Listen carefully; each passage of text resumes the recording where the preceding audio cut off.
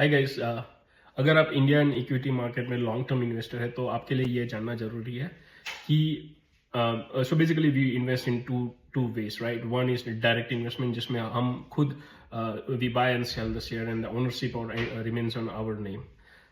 Second way is generally giving funds to fund manager and they manage on behalf of us, right?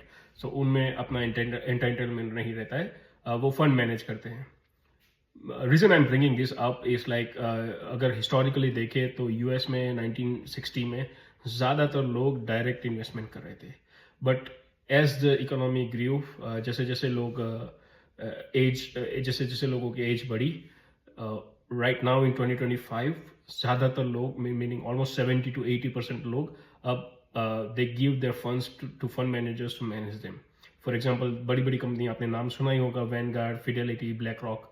So they manage almost 70 to 80% of stock markets in USA right now. And reason I'm bringing this up, and it's really important for you to know if you're a long-term investor in India, is like eventually क्या होता है कि जैसे जैसे economy grow होती है, ज़्यादातर लोग फंड्स दे देते थे बिकॉज द फैमिली ग्रूज, उनके पास टाइम नहीं होता है. जैसे जैसे लोग बड़े होते हैं उनको टेंशन ज़्यादा, स्ट्रेस नहीं चाहिए, वगैरह वगैरह.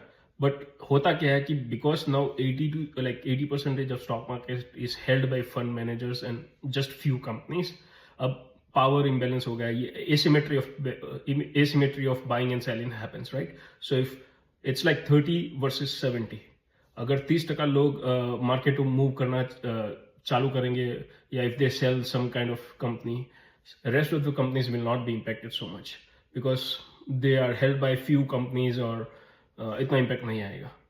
बट अगर 70% of fund managers, if they start if they start rebalancing or selling something, it will have a huge impact on rest 30%. So it is very important, if you are a long term, आप ज़्यादातर fund eventually fund manager को देना चाहिए, ताकि eventually you have that asymmetry of power on your side. This is really important for you to know, and so I wanted to bring that up. Thank you so much, and meet you in the next video.